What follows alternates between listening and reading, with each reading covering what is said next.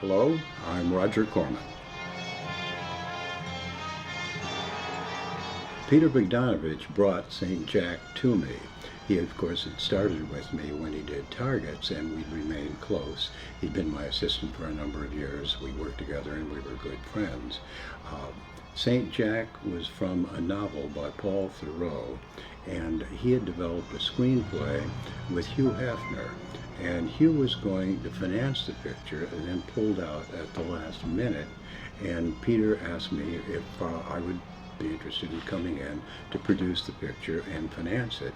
And I did, and we went to Singapore and made the film. A whorehouse is always a good investment. Who? Peter and I had lunch with Hugh Hefner at his place, the Playboy Mansion. It was very pleasant, very amiable. We had a very nice lunch. Everybody was happy, and that's the last I ever heard from Hugh Hefner. In Manila, I think. I was down on my luck and broke. Went to see about this job on a ship, and the skipper asked me what I did. I said, I do anything, but I'm really a writer. He says, oh, you write, do you? I said, yes, sir. He said, well, pick up that pad and pencil. So I pick up the pad and pencil. He says, write. I said, shoot. He said, carrots, 400 pounds. Flour, 80 pounds. Ben Gazzara played the lead, Jack, who is sort of a run-down American expatriate in Singapore who's running a whorehouse. And he was very, very good in the film. I've always felt that Ben should have been a bigger star. His career got off to a great start. He was a star on Broadway. He starred in major films in Hollywood. And as he got older, it slipped a little bit away from him. And the fact that he was a little bit older with his background fitted the part of Jack very well. So he was a natural from the standpoint of casting, and he was a great guy to work with. I mean, he was an intelligent, sensitive actor, and I think he actually gave one of his best performances in St. Jack. Plymouth Pink. Oh, a Plymouth Pink. Do you want cherry in it? Are you a navy man? Shall we pipe you aboard? How very agreeable.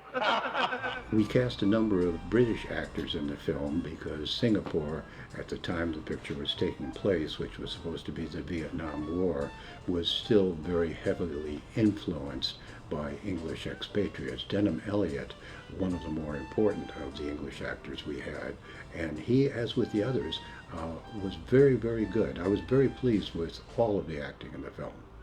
Well, the Army's still in the cat house business, Jack, but I guess you wouldn't be interested in that.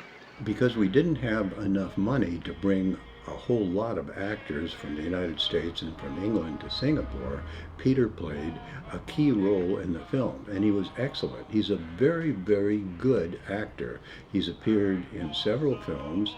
He's played off-Broadway, and he was a key role in The Sopranos a few years ago.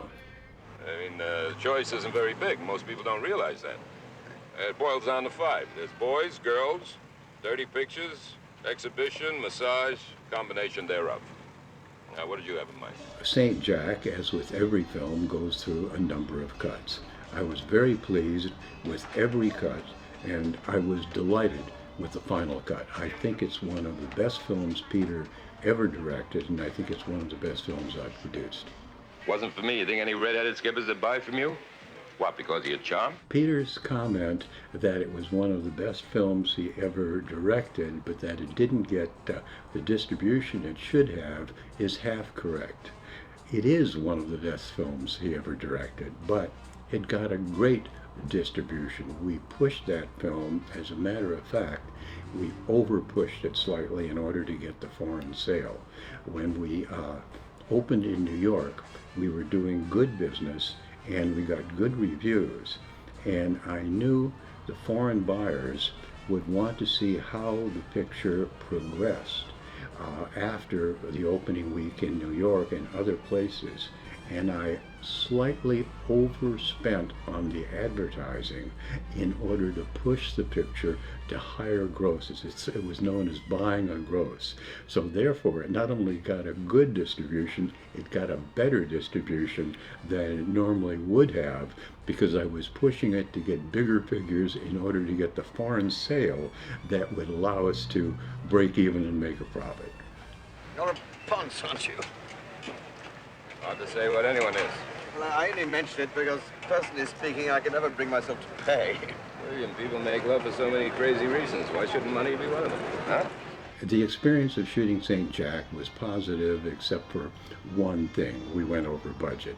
Other than going over budget, the picture went smoothly. Peter did really a brilliant job of directing. Ben Gazzara was excellent as Jack, the lead in the picture, and the Singapore locations were wonderful. The film got amazingly good reviews. As a matter of fact, brilliant reviews.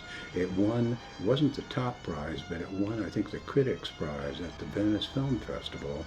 And we came out all right financially because when we opened in New York, the business was so good and the reviews were so good, we were able to sell the foreign rights for more than we normally did. So even though the picture went over budget, we ended up as a profitable film. You boys want to buy anything? Many man? No, Fred. Fred, take your monk and go home, huh? We had some censorship problems with the Singapore government. The fact that the picture took place to a large extent in a whorehouse and did not possibly reflect favorably on every aspect of life in Singapore caused us a little bit of problem. The solution, which Peter came up with, he rewrote a few pages, maybe a little bit more than a few pages of the script, and that was the script we submitted to the Singapore government. Afterwards, the film wasn't allowed to be shown in Singapore for a number of years, and then out of the blue, there was a festival, a film festival in Singapore, and St. Jack was invited, and it was greeted with great applause. Times change. You Jack Flowers? Yeah, that's right. Friend told me to look you up. Uh-huh. Said you could help me out with something special. How much you want to spend? What did 50 get me? Get your dick. There was a fad, maybe more than a fad, a few years ago of bringing out what they used to call the director's cut of a film, calling it therefore a new film, and you could make additional money. So Peter called me and said, Roger, let's bring out the director's cut of St. Jack. And I said, Peter, the picture is the director's cut. This was the cut you made. What are we going to do? Are you going to say I told you to cut something out? Anyway, we decided, since the picture really was the director's cut, not to bring out a director's cut. The doctor asked him, what do you do for a living? The guy says, I work in the circus. I give enemas to elephants.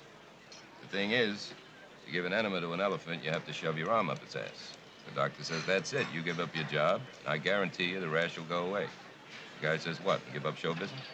St. Jack was an excellent film when it was made, something like 35 years ago, and it's almost a better film now because it still has the quality it had, but it is also an accurate window on what life was like during the Vietnam War, so it has an added quality.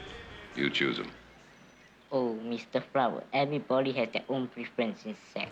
I'm very happy that St. Jack is coming out on Blu-ray. It's come out on just about every other type of distribution, and this is the key way to distribute a film today.